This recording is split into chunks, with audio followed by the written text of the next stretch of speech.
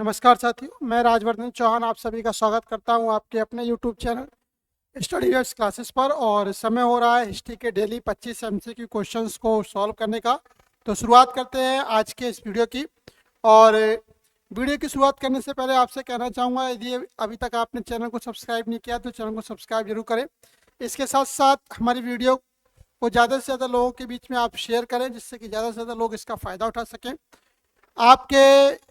यदि आपको नई नई वीडियो की अपडेट्स समय पर मिलती रहे, ऐसा चाहते हैं, तो आप बेल आइकन के बटन को जरूर दबाएं, जिससे कि समय से आप तक नई वीडियो पहुंचती रहे, उनकी जो जानकारी वो आपको मिलती रहे। तो शुरुआत करते हैं आज के इस वीडियो की। और पहला क्वेश्चन आपके सामने स्क्रीन पर ये रहा, लिखा हुआ है 19वीं शताब्दी के औपनिवेशिक भारत के कुछ महत्वपूर्ण किसान विद्रोह यहाँ पर दिए गए हैं और आपको बताना है कि निम्न में कौन सा इनमें सही है। तो दे रखा है, सिद्धू और कानू के नेतृत्व में संथाल विद्रोह किया गया, पहला ऑप्शन दे रखा है। तो पहला ऑप्शन ये सही है कि सिद्धू और कानू के नेतृत्व में जो था वो संथाल विद्रोह किया गया था, यानी कि संथाल विद्रोह हुआ था। संथाल एक कहते हैं जनजाति थी जिसने क्या है अपने अधिकारों के लिए विद्रोह किया। चक्र बिसोई के नेतृत्व में घूमसर के खोंड भी एक जनजाति है। इस खोंड के जनजाति के द्वारा भी चक्र बिसोई के नेतृत्व में एक आंदोलन किया गया, ये भी ठीक है। राधा कृष्ण दंड सेना के नेतृत्व में सांवरे विद्रोह हुआ, तो ये भी सही है, ठीक है। और केशव चंद्र रॉय के नेतृत्व में पवना विद्रोह, ठीक है, तो ये भी सही है। यहाँ पर केशव चंद्र राय है, केशव चंद्र सेन नहीं है। अगर आप क्वेश्चन को पढ़ लें कि जल्दी में कि केशव चंद्र सेन हो, फिर आप उसको जो है ब्रह्म समाज की ओर लेके चले जाएं, तो वो काम नहीं करना है। यहाँ पर केशव चंद्र राय है, जिनके द्वारा पवना विद्रोह का जो है नेतृत्व किया गया था। तो यहाँ पर जो दे रखा है वो यानी कि 4 ऑप्शन हैं और चारों के चारों सही है। तो यानी कि पहले का जो डी विकल्प है वो यहाँ पर बिल्कुल सही है। लिखा हुआ है, वे कृषक जो बिहार की राजमहल पहाड़ियों में रहते थे, कृषि के माध्यम से राजस्व के विस्तार के लिए अंग्रेजों ने उनको रुख किया। हालांकि ब्रिटिश पक्ष से शोषण धीरे धीरे और इस हद तक शुरू हुआ कि इसने संथाल विद्रोह को जन्म दिया। यानी संथाल विद्रोह कहां पर हुआ? बिहार में हुआ। सिद्धू और कानू मुर्मू दो संथाल विद्रोही प्रमुखों ने 60,000 संथालों को इकट्ठा करके और 1855 में ईस्ट इंडिया कंपनी के खिलाफ युद्ध छेड़ दिया। इस प्रकार ये पहला कथन सही है। दूसरा दे रखा है, चक्र बिसोई खोंड लोगों के नेता थे। 1857 में ब्रिटिश सरकार के खिलाफ विद्रोह की योजना बनाने में उड़ीसा के खोंड महत्वपूर्ण थे। उनके विद्रोह में घुमसर के आदिवासी शामिल थे और एक युवा राजा चक्र बिसोई ने आंदोलन का नेतृत्व किया था। कथन 2 सही है। ब्रिटिश सरकार ने मार्जिया प्रणाली, खोंडों द्वारा प्रचलित पारंपरिक मानव बलिदान को बंद कर दिया। ब्रिटिश सरकार ने नए करों की शुरुआत की और जमींदारों और साहूकारों को अन्य क्षेत्र में अभिसरण किया, जो सभी आदिवासियों के लिए अनकही पीड़ा का कारण बन रहे थे। ब्रिटिश सरकार ने मारिया एजेंसी गठन किया, जिसके खिलाफ खोंडों ने तांगी एक प्रकार की युद्ध कुल्हाड़ी, धनुष तीर और तलवारों से लड़ाई लड़ी। और राधा कृष्ण दंड सेना के नेतृत्व में सावरा और अन्य मिलिशिया कबीले बाद में इसमें शामिल हो गए। चक्र बिसोई 1855 में गायब हो गया था। तीसरा कथन सही है। पपना एग्रीरियन लीग एक शांतिपूर्ण जमींदार विरोधी आंदोलन था, जो कि बंगाल राज्य में शुरू हुआ। 1870 में दे रखा है कि 1870 और 1880 के दशक में ऐसा हुआ था। ईशान चंद्र राय ने इस लीग का नेतृत्व किया, जिसे आरसीए से बुद्धिजीवियों का समर्थन प्राप्त था। बंकिम चंद्र चटर्जी और सुरेंद्र नाथ बनर्जी इसके अन्य नेता थे। चौथा कथन सही है, इसलिए विकल्प डी सही है। क्वेश्चन नंबर 2 की ओर बढ़ते हैं। क्वेश्चन नंबर 2 क्या कहता है, देखिएगा। क्वेश्चन नंबर 2 लिखा हुआ है कि भारत के विभिन्न भागों में 1945 और 1947 के बीच विभिन्न संगठनों के नेतृत्व में हुए किसान आंदोलन इस प्रकार थे।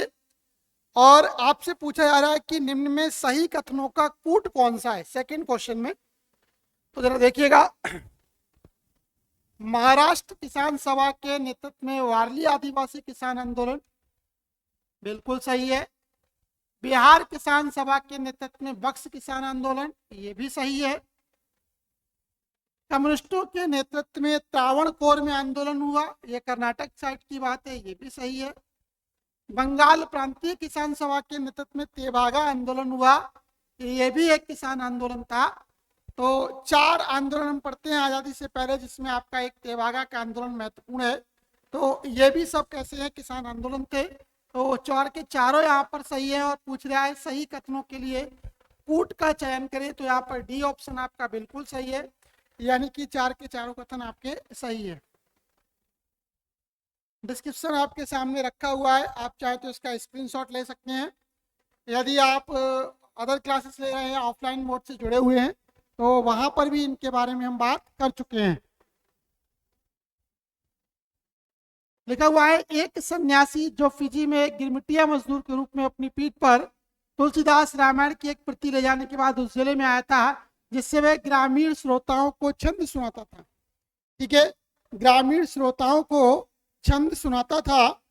वह किस किसान नेता को संदर्भित करता है? ठीक है, तो यहाँ पर जो तीसरा ऑप्शन दे रखा है बाबा रामचंद्र, ठीक है, झिंगुरा सिंह, जदुनंदन शर्मा, बाबा रामचंद्र और सहजानंद सरस्वती, तो बाबा रामचंद्र इसका सही आंसर है। बाबा रामचंद्र जो थे एक सन्यासी थे जो फिजी में गिरमिटिया मजदूर के रूप में रहा करते थे। गिरमिटिया मजदूर वो मजदूर थे जिनको ब्रिटिश उपनिवेश के दौरान जो अंग्रेज हैं वो अपने उपनिवेशों में क्या है खेती करने, विशेष तौर से गन्ने की खेती करने के लिए वहां पर ले गए थे, क्योंकि मजदूरों की आवश्यकता है। तो वहां पर ये एक मजदूर के रूप में गए थे, तो ये गिरमिटिया मजदूर कहलाते थे। तो और वो थे बाबा रामचंद्र जो अपनी तुलसीदास की रामचरितमानस है उसके छंदों को श्रोताओं को गा गा कर सुनाया करते थे।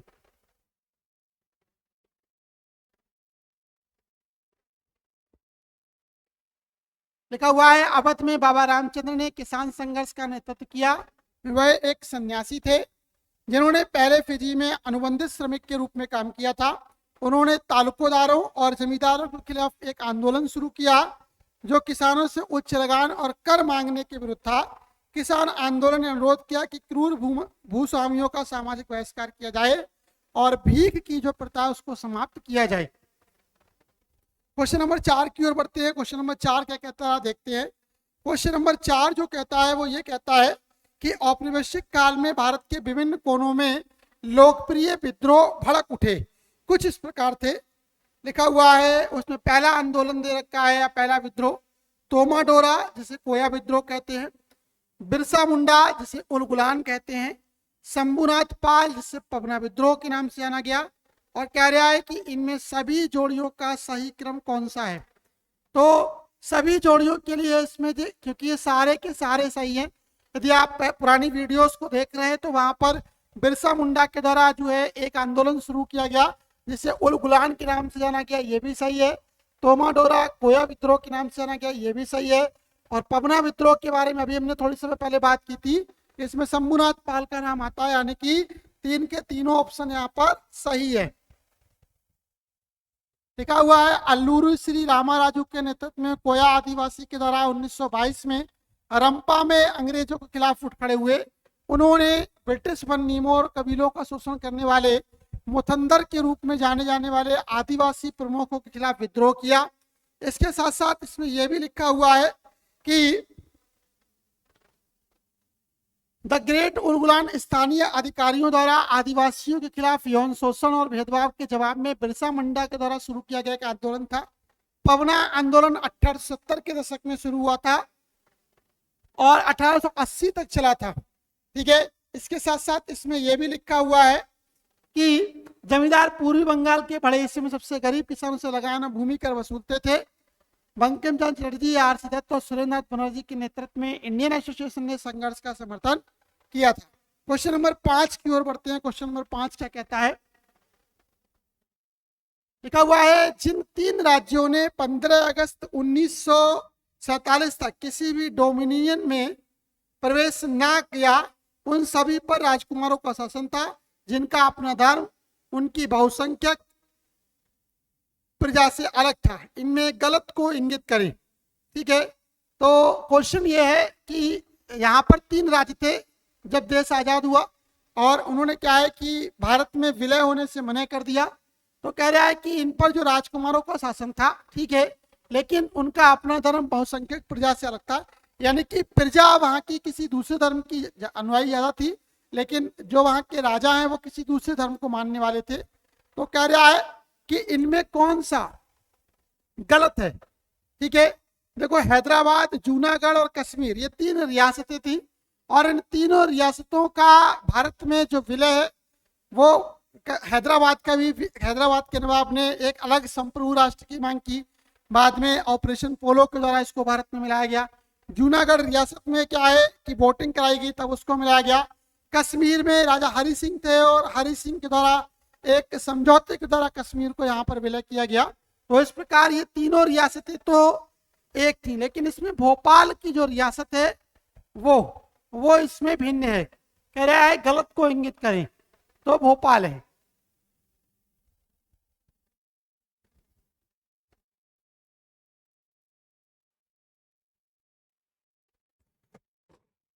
दे रखा है वही जिसकी बात मैं कह रहा हूं, यानी कि जो आपका हैदराबाद है, जो जूनागढ़ है, और जो कश्मीर रियासतें हैं, इनको भारत में विलय जो है कुछ को सैनिक कार्रवाई के द्वारा और कुछ को जो है चुनाव के द्वारा किया गया, लेकिन भोपाल में ऐसी कार्रवाई नहीं की गई। तो यानी कि यहाँ पर भोपाल ए ऑप्शन अलग था। क्वेश्चन नंबर 6 की ओर बढ़ते हैं।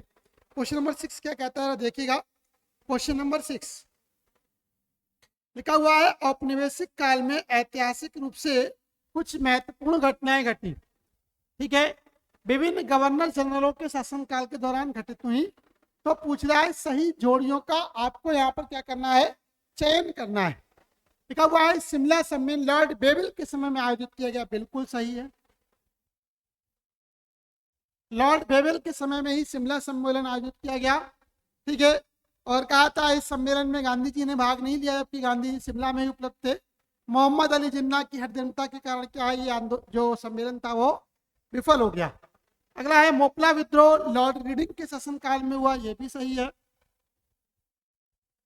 सांप्रदायिक पुरस्कार का अनुदान लॉर्ड विलिंगटन के समय में आया, ये भी सही है।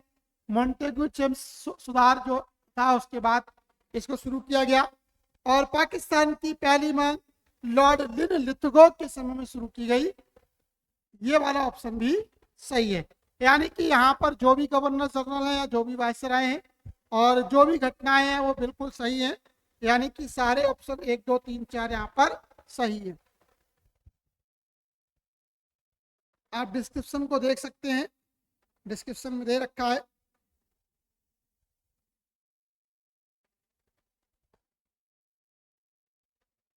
क्वेश्चन नंबर 7 भारतीय इतिहास के बारे में दे रखा है। क्वेश्चन नंबर 7 की ओर बढ़ते हैं। भारतीय इतिहास के औपनिवेशिक निर्माण ने उस समय के शिक्षित मध्य वर्ग के बौद्धिक श्रृंगार में निम्नलिखित में से किसे पहुंचाया। ठीक है, यहाँ पर क्वेश्चन जरा फिर से पढ़ेंगे। लिखा हुआ है भारतीय इतिहास के औपनिवेशिक निर्माण ने उस समय के शिक्षित मध्य वर्ग के बौद्धिक श्रृंगार में निम्नलिखित में से किसको पहुंचाया। जेम्स मिल का भारतीय इतिहास का काल निर्धारण, मॉर्समैन के द्वारा सामाजिक रीति रिवाजों का वर्णन, हेनरी बेब्रिज की धार्मिक प्रथाओं का वर्णन, ब्रिटिश सैन्य सफलता की रॉबर्ट ऑरेन की व्याख्या। और कह रहा है सही कथन इसमें कौन सा है।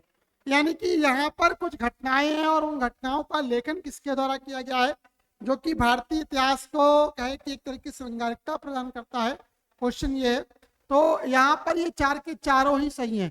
यानी जेम्स मिल ने भारतीय इतिहास का काल निर्धारण किया, मॉर्समैन के द्वारा सामाजिक रीति रिवाजों का वर्णन किया गया, हेनरी बेब्रिज की धार्मिक प्रथाओं का विवरण है, और ब्रिटिश सैन्य सफलता की रॉबर्ट ऑरेन के द्वारा व्याख्या की गई। यानी कि 1 2 3 और 4 ये 4 के चारों ही यहाँ पर सही है। ये सभी यहाँ पर ऑप्शन सही है। ठीक है,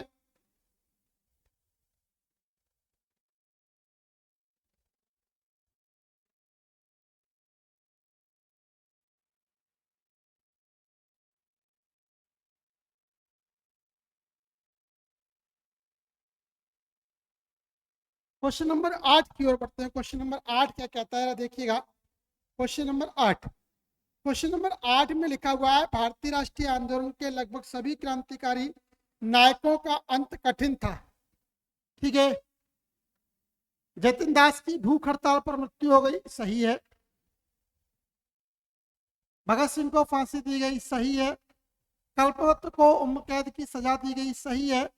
कह रहा है चंद्रशेखर आजाद एनकाउंटर में मारे गए। चंद्रशेखर आजाद एनकाउंटर में मारे गए, सही बात है, क्योंकि चंद्रशेखर आजाद के बारे में कहा जाता है कि ब्रिटिश सरकार के द्वारा उनको चारों तरफ से इलाहाबाद के अल्फ्रेड पार्क में घेर लिया गया, तो पिस्तौल की आखिरी गोली से ही उन्होंने अपनी आत्महत्या कर ली। उसके बाद अंग्रेज सैनिकों के द्वारा उन पर गोलियां दागी गई, जिससे कि कहीं ऐसा ना हो कि वो जीवित तो नहीं बचे हैं। तो कहीं ना कहीं उनके जीवित बचने की जो उम्मीद थी वो धूमिल हो गई, यानी कि उनका ब्रिटिश सरकार के द्वारा एनकाउंटर किया गया। तो यानी कि ये चार के चारों ही ऑप्शन यहाँ पर सही है। तो जतिन दास की कहता है कि 63 दिन की भूख हड़ताल के पश्चात जो है जेल में ही मृत्यु हो गई थी। कल्पना दत्त के लिए उम्र कैद की सजा दी गई थी और भगत सिंह को 23 मार्च के लिए जो है फांसी दी गई। तो ये सारे के सारे ऑप्शन यहाँ पर सही है, यानी कि डी ऑप्शन यहाँ पर सही है।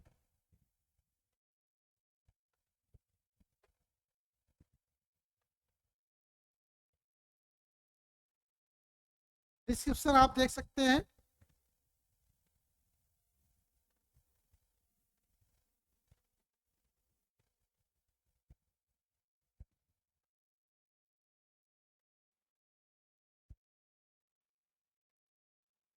क्वेश्चन नंबर 9 लिखा हुआ है, अलग अलग राष्ट्रवादियों के मुखपत्र रहे अखबार साप्ताहिक के संस्थापकों के साथ जोड़ा गया है। न्यू इंडिया और कॉमनवेल्थ जो पत्रिकाएं थी वो श्रीमती एनी बेसेंट के द्वारा निकाली गई, ये वाला कथन सही है। कॉमरेड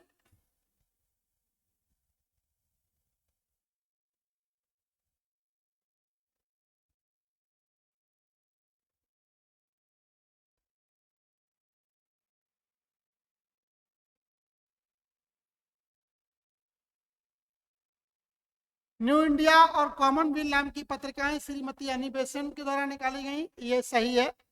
यानी कि ये जो पत्रिकाएं थी वो श्रीमती एनी बेसेंट ने निकाली थी, ये कथन यहाँ पर बिल्कुल सही है। क्वेश्चन नंबर 9 के बारे में दे रखा है, कामरेड मोहम्मद अली जौहर के द्वारा निकाला गया, ये भी सही है। संजीवनी जो पत्रिका या समाचार पत्र था वो के मेहता के द्वारा निकाला गया, ये भी सही है। और भारतीय स्वतंत्रता के मोहरा एम एन रॉय के द्वारा निकाला गया, ये भी यहाँ पर सही है। यानी कि चार के चारों ऑप्शन यहाँ पर सही है। तो ऑल ऑफ द अबव यानी कि डी ऑप्शन यहाँ पर सही जाता है।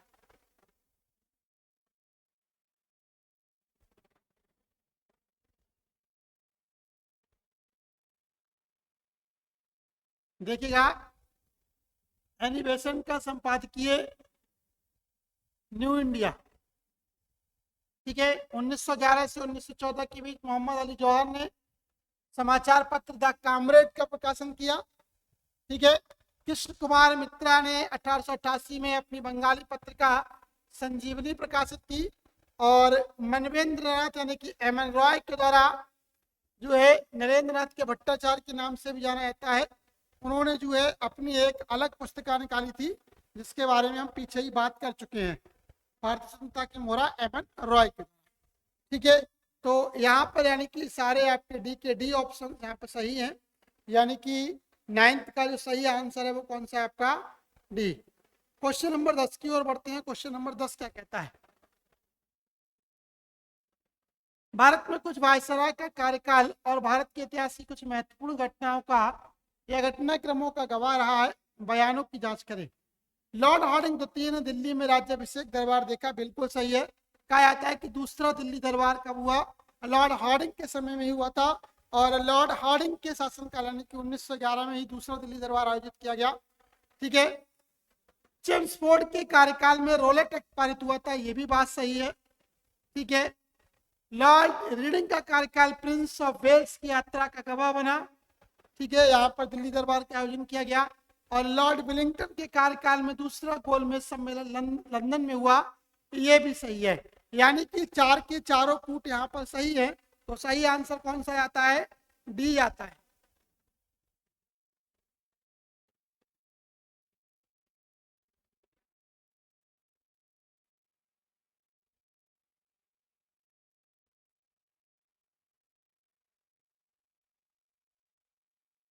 क्वेश्चन नंबर 11 क्वेश्चन थोड़ा अच्छा है। क्वेश्चन नंबर 11 क्या कहते हैं देखिएगा, लिखा हुआ है निम्नलिखित घटनाओं का सही कालक्रम क्या है। पहले है डोमिनियन स्टेट्स की घोषणा, अखिल भारतीय राज्यों के लोगों के सम्मेलन का गठन, तुर्कों द्वारा खिलाफत का उन्मूलन और गांधी इरविन समझौता। इनको सही क्रम में लगाना है। तो देखिएगा, अगर हम बात करते हैं इनको सही क्रम में लगाने की, तो सबसे पहले तुर्कों के द्वारा खिलाफत का उन्मूलन की बात की गई, यानी कि नंबर 1। उसके बाद अखिल भारतीय राज्य के लोगों का एक सम्मेलन आयोजित किया गया, नंबर 2। ठीक है, उसके बाद डोमिनियन स्टेट्स की घोषणा हुई, यानी कि नंबर 3। और सबसे बाद में गांधी इरविन का समझौता हुआ, नंबर 4। तो यानी कि सीरियल आता है 3 2 1 4। सीरियल बनता है आपका 3 2 1 4, और वो यहां पर मिलते हैं आपको बी ऑप्शन में। ऑटोमन खिलाफत दुनिया की आखिरी आमतौर पर स्वीकृत खिलाफत 3 मार्च 1924 को तुर्की की ग्रैंड नेशनल असेंबली द्वारा समाप्त कर दी गई थी। ऑटोमन साम्राज्य के पतन और तुर्की गणराज्य की स्थापना के बाद अतातुर्क ने एक श्रृंखला की स्थापना की। ठीक है, India kingdom people's conference British Raj की रियासतों में प्रजामंडल या लोक परिषद के रूप में जाने जाने वाली राजनीतिक आंदोलन का सम्मेलन था। संगठन की पहली बैठक 19 दिसंबर 1927 में बंबई में आयोजित की गई। वायसराय लॉर्ड इरविन ने भविष्य में ब्रिटिश कब्जे वाले भारत के लिए डोमिनियन स्टेट्स की एक स्पष्ट पेशकश की, और अक्टूबर 1929 में भविष्य के संविधान की चर्चा के लिए गोलमेज सम्मेलन की घोषणा की गई। 5 मार्च 1931 को लंदन में दूसरे गोलमेज सम्मेलन में महात्मा गांधी, भारत के वायसराय लॉर्ड इरविन ने गांधी इरविन समझौते पर हस्ताक्षर किया था। कथन सी सही है, यानी कि यहाँ पर आपके जो है 11th का बी ऑप्शन सही है। क्वेश्चन नंबर 12, उत्तर पश्चिमी सीमा प्रांत बनाने के लिए किस वर्ष पंजाब से 5 जिलों और आदिवासी क्षेत्रों को छीन लिया गया था? तो इसका सही आंसर है 1901 में।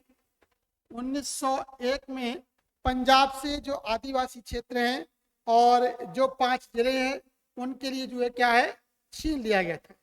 ठीक है, 1901 के दौरान।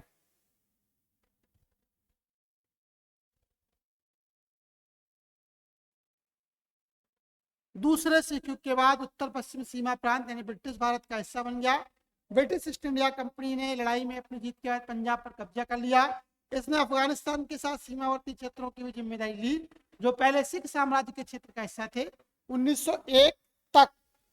ठीक है, जब पंजाब को उत्तर पश्चिम सीमा प्रांत में विभाजित किया गया, यह सीमांत क्षेत्र पंजाब का हिस्सा बना रहा, इसीलिए कथन सी सही है। क्वेश्चन नंबर 13 की ओर बढ़ते हैं।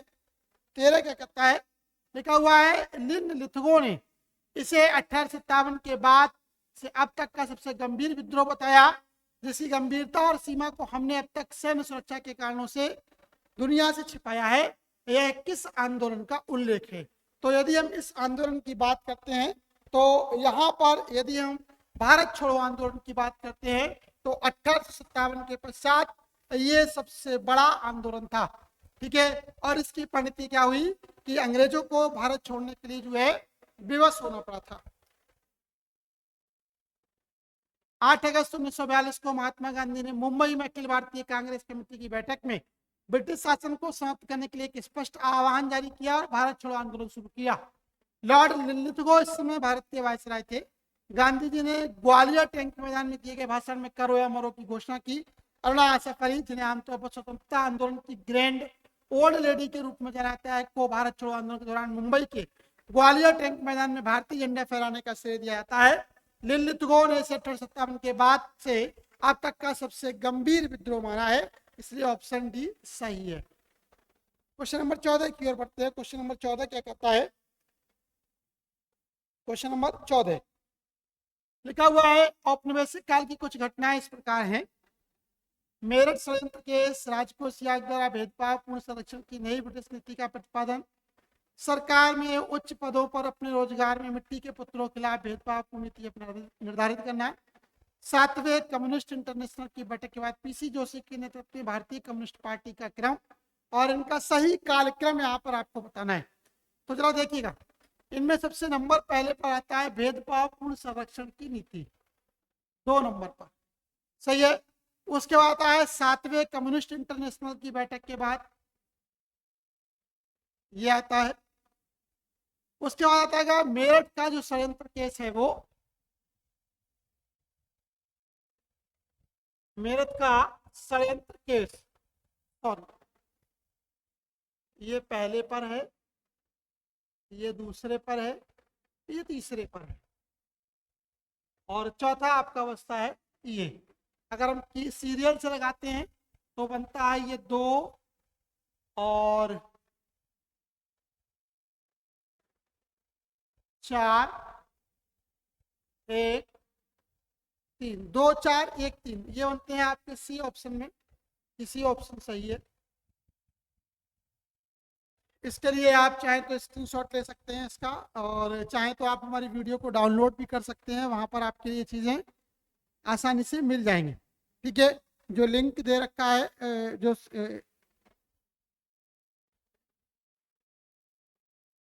राष्ट्रवादियों, क्वेश्चन नंबर 15 की बात हो रही है। राष्ट्रवादियों और राष्ट्रहित में उनके योगदान के बारे में हमें बताने वाले बयानों की सावधानी पूर्वक जांच करनी है। कुछ 15 में कुछ बयान दे रखे हैं, उन बयानों को क्या है आपको सही रूप से पहचान करनी है।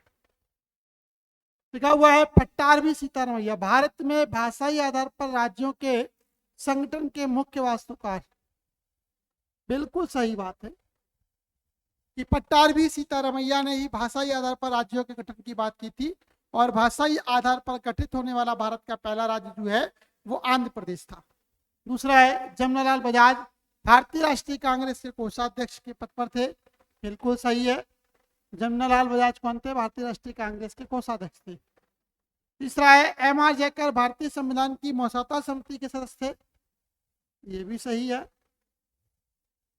और राजेंद्र प्रसाद S.C. बोस के इस्तीफा देने के बाद भारतीय राष्ट्रीय कांग्रेस के अध्यक्ष यानी कि 1939 में ये जो है हरिपुरा में जो है जो हरिपुरा का अधिवेशन हुआ उसके अध्यक्ष चुने गए थे। तो 4 के चारों ही सही है, तो यानी कि डी ऑप्शन यहाँ पर वो आपका सही जाता है। डिस्क्रिप्शन आपके सामने लिखा हुआ है, आप इसे पढ़ सकते हैं, चाहे तो इसे आप डाउनलोड भी कर सकते हैं, स्क्रीनशॉट ले सकते हैं। क्वेश्चन नंबर 16 की ओर बढ़ते हैं।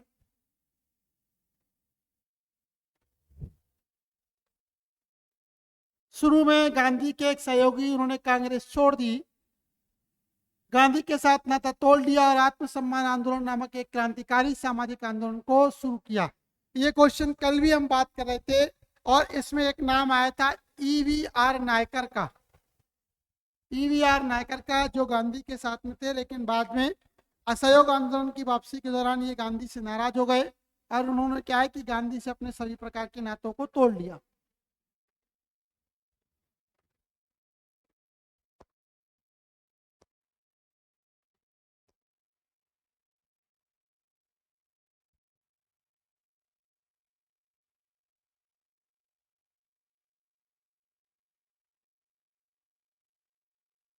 क्वेश्चन नंबर 17 की ओर बढ़ते हैं। क्वेश्चन नंबर 17 क्या कहता है?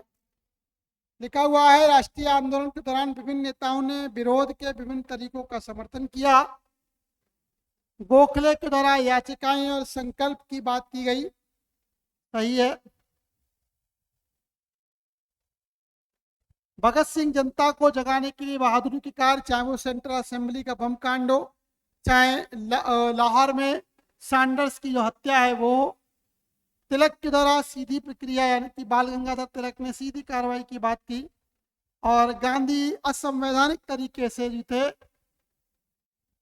आज़ादी को प्राप्त करने के पक्ष में नहीं थे। गांधी जी कहते थे कि संवैधानिक तरीके से आज़ादी की मांग करनी चाहिए, यानी कि यहाँ पर डी ऑप्शन सही है। 1 2 3 और 4।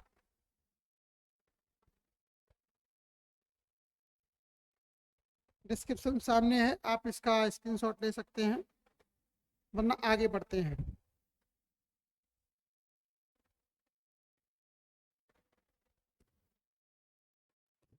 अठारह, जब उनकी शिक्षा पूरी तरह से अंग्रेजी थी, वे बंकिम के विचारों से काफी प्रभावित थे।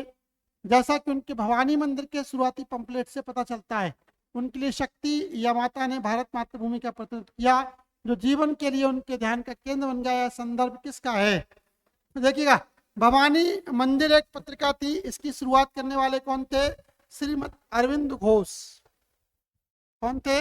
अरविंद घोष जी थे, कहा जाता है कि ये पूर्णतः अंग्रेजी थे, यानी कि इनकी जो प्राथमिक शिक्षा दीक्षा हुई वो घर पर ही किसमें हुई, अंग्रेजी भाषा में हुई थी। ठीक है,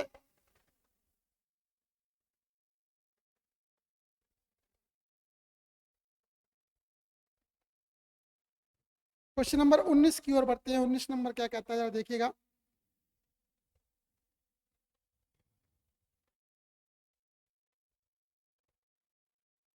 लिखा हुआ है बीजी तिलक को मांडले की जेल गए। सही है। बाल गंगाधर तिलक को गिरफ्तार करके मांडले की जेल में भेजा गया। सही है। अरविंद घोष ने राजनीतिक संन्यास, राजनीति से अस्थायी सेवानिवृत्ति ले ली। अस्थायी नहीं, पूर्णतः स्थायी। कहता है कि इन्होंने अपना आश्रम बनाया और फिर आश्रम में ही क्या है ये चले गए। ठीक है, अरविंदो आश्रम की स्थापना की गई और ये वहीं पर चले गए। तो अस्थाई नहीं स्थायी था, तो ये गलत है। बीसी पॉल विदेश भाग गए, नहीं। विपिन चंद्र पॉल भारत में ही रहे और आजादी के लिए सक्रिय रहे। लाला लाजपत राय को एक क्रांतिकारी षड्यंत्र मामले में फंसाया गया, ये भी गलत। लाला लाजपत राय की हत्या हो गई। एक कहता है साइमन कमीशन के विरोध में जब ये लाहौर में प्रदर्शन कर रहे थे तो लाठी चार्ज में इनकी मृत्यु हुई। यानी कि यहाँ पर बीजी तिलक मांडले जेल गए, ये बात सही है। यानी कि बी ऑप्शन यहाँ पर बिल्कुल सही है।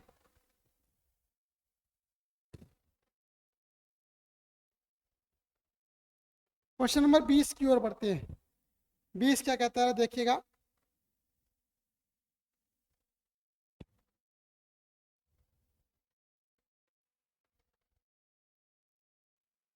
बंगाल में स्वदेशी आंदोलन के बारे में निम्नलिखित में कौन सा निष्कर्ष सही है। स्वदेशी आंदोलन की बात हो रही है। जब बंगाल विभाजन हुआ 1905 में, तब ये आंदोलन चलाया गया, उसकी बात हो रही है। बहिष्कार और निष्क्रिय प्रतिरोध की तकनीकों को आंदोलन के दौरान सामूहिक आंदोलन की तकनीकों के रूप में विकसित किया गया था, बिल्कुल सही है। विदेशी वस्त्रों की होली जलाई गई, विदेशी वस्तुओं का बहिष्कार किया गया, तो ये सही है। जबकि हिंदू पुनरुत्थानवाद की नीति ने कुछ हद तक जन समर्थन को आकर्षित किया हो सकता है, यह लंबे समय में हिंदू मुस्लिम एकता के लिए बहुत हानिकारक था, ये भी सही है। आंदोलन ने देश के एक अन्य क्षेत्रों में राष्ट्रवादी हलकों में उतना उत्साह नहीं जगाया, ये भी बात सही है। और इस काल की सांस्कृतिक उपलब्धियां अभूतपूर्व थी, लेकिन यह हमारे लिए आंदोलन का विशिष्ट चरित्र पर और जोर देती है, यानी कि यह कथन भी सही है। यानी कि यहाँ पर 4 के चारों ही कथन सही है। तो यहाँ पर जो ऑप्शन जाएगा वो आपका ए, 1 2 3 4। डिस्क्रिप्शन सामने है, आप इसको पढ़ सकते हैं, इसको डाउनलोड कर सकते हैं, इसका स्क्रीनशॉट ले सकते हैं।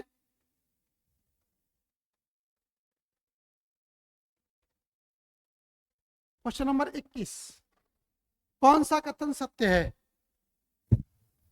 सत्य है, शुरुआती कांग्रेस ने ब्रिटिश साम्राज्य के प्रति वफादारी का दावा किया था, बिल्कुल सही।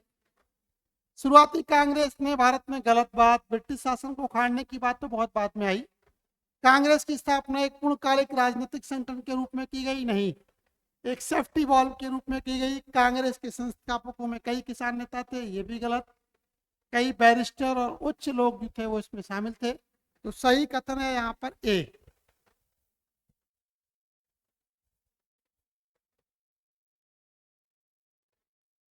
क्वेश्चन नंबर 22, प्रारंभिक कांग्रेस गतिविधियों के बारे में बात हो रही है। कह रहा है प्रारंभिक कांग्रेस गतिविधियों के संबंध में इनमें कौन सा कथन असत्य है। कांग्रेस ने गौरक्षा आंदोलन या उर्दू हिंदी वाद विवाद से खुद को स्पष्ट रूप से दूर नहीं किया, जो हिंदू सांप्रदायिक अभियान थे, बिल्कुल सही बात है। कांग्रेस ने जो गौरक्षा अभियान है उसमें भाग लिया। कांग्रेस ने खुद को एक हिंदू संगठन के रूप में पेश किया, यही बात गलत है। कांग्रेस ने अपने आप को एक धर्मनिरपेक्ष संगठन के रूप में प्रस्तुत किया, यानी कि ये सभी धर्मों का सम्मान करता है। और कांग्रेस ने अपने सत्रों में मुस्लिम भागीदारों को आकर्षित करने के लिए बदरुद्दीन तैयब पर भरोसा किया, तो ये भी सही है। तो जो दूसरा वाला ऑप्शन यहाँ पर असत्य है, यानी कि बी ऑप्शन यहाँ पर कैसा है आपका सही है। डिस्क्रिप्शन आपके सामने है, आप चाहे तो कॉपी कर सकते हैं। क्वेश्चन नंबर 23 की ओर बढ़ते हैं। क्वेश्चन नंबर 23 क्या कहता है?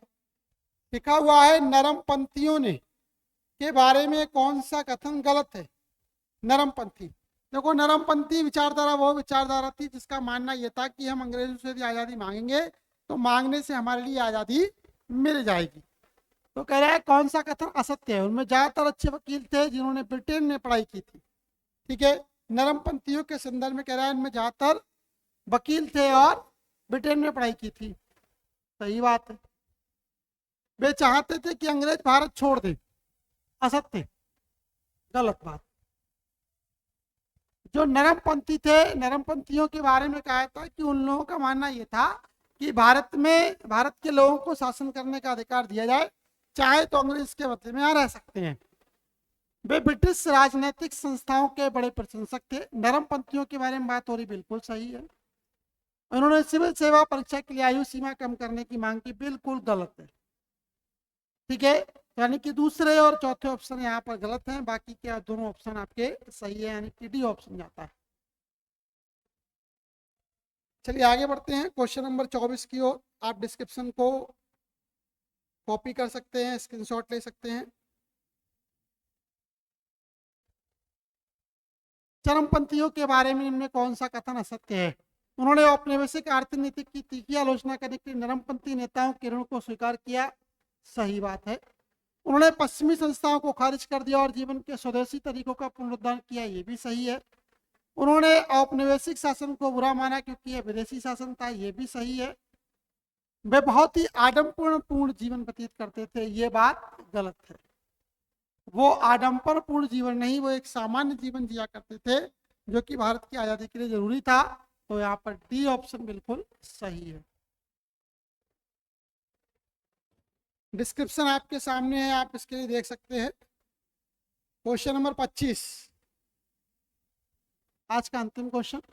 भारत छोड़ो आंदोलन के दौरान प्रदर्शित आतंकवाद ने उस समय कुछ प्रमुख हस्तियों से निम्नलिखित टिप्पणियां प्राप्त की। उस साहस और सहनशक्ति के लिए बधाई जिसके साथ इसने ब्रिटिश सत्ता के भयंकर और हिंसक हमले का सामना किया। पुणे में कांग्रेस कार्य समिति का प्रस्ताव 1945 में ये बात कही गई। तो ये वाली जो बात है बिल्कुल सही है। लोग गुस्से से इस हद तक भड़क उठे थे कि अपने आपा खो बैठे। अगस्त सितंबर 1942 की घटना एक आपदा थी महात्मा गांधी ने, और इसी कारण अगस्त जो था, ठीक है, भीड़ का अचानक उन्माद में बदल जाना, जवाहरलाल नेहरू, लोग बेसुध हो गए और रोज से पागल हो गए, पट्टारबी सीतारमैया। भारत छोड़ो आंदोलन के संदर्भ में ये अलग अलग कथन है, अलग अलग स्टेटमेंट है जो अलग अलग लोगों के द्वारा दिए गए, और चार के चारों ही ऑप्शन यहाँ पर सही है। तो कह रहा है सही कूट का चयन करें, तो यहाँ पर जाएगा आपका बी ऑप्शन, यानी कि ए ऑप्शन, कि ये सारे के सारे सही है। यहाँ पर सारे ऑप्शन यहाँ पर सही है। डिस्क्रिप्शन देखते हैं क्या कहता है, डिस्क्रिप्शन पढ़ देता हूँ। कांग्रेस कार्य समिति ने 1945 में एक प्रस्ताव पारित किया जिसमें जमींदारी प्रथा को समाप्त करने और जोतने वाले को भूमि अनुदान देने का आह्वान किया गया। यह भारतीय पूंजीपति वर्ग के राष्ट्रीय आंदोलन के समेकन का काल भी था।